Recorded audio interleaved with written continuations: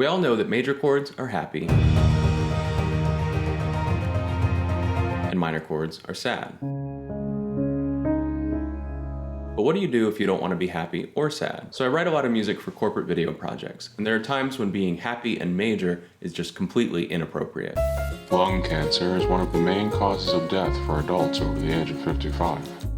But on the other hand, if I use minor harmony, instead of giving you information about the company's product or research, you're just going to end up depressed. So it's situations like this where I need neutral harmony, where I don't want to push too happy or too sad. I want to be somewhere in the middle. And that's when I use sus chords. So the minor or major quality of a chord comes from the third. Major third, major triad.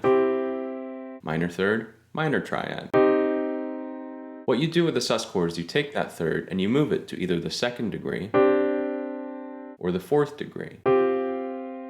So you get a sus2 chord or a sus4 chord. It's called a sus chord because in traditional harmony and counterpoint, that tone is suspended from the previous chord. But these days we don't really worry as much about the strict rules or the way it resolves. It functions as its own kind of chord in its own right. So what's great about both the sus2 and the sus4 is you get these very nice open major second and perfect fourth. Very neutral, open, plain intervals that don't really push you in any certain direction. So some of the most common ways that I use these chords is I'll come up with an arpeggio pattern, use that as an ostinato underneath.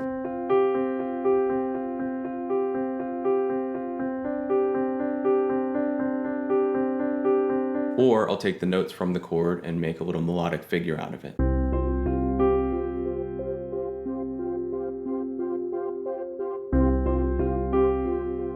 Something that's also really nice about the fact that they're harmonically neutral chords is they're not really tied to a key as strongly as a major or minor triad might be. So that makes it very easy to move around to different sus chords very naturally. It just feels like one kind of flows into the next one.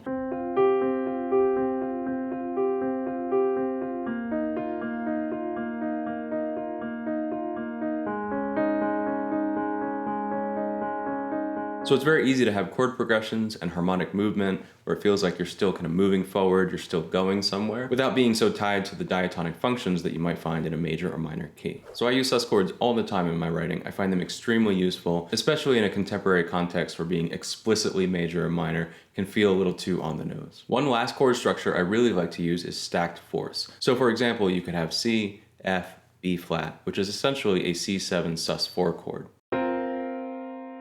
Just like the sus2 and the sus4 triads, you get that neutral sound, but by stacking the fourths, you get an even more open voicing.